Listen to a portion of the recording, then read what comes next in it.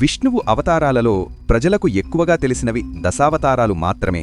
కాని శ్రీమద్భాగవతంలో తాత్వికంగా శాస్త్రపరంగా చెప్పబడినవి 22 ప్రధాన అవతారాలు.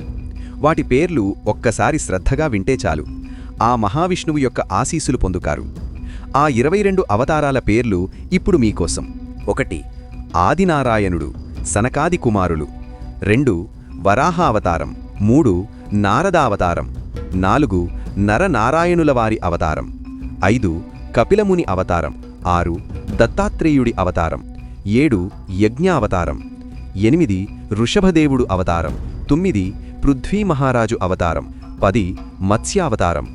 11 కూర్మావతారం. 12 ధన్వంతరి అవతారం. 13 మోహిని అవతారం. 14 నరసింహావతారం.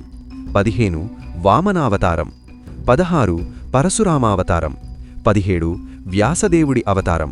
18 శ్రీరామావతారం. 19 బలరాముడి అవతారం. 20 శ్రీకృష్ణ అవతారం. 21 బుద్ధావతారం. 22 కల్కి అవతారం.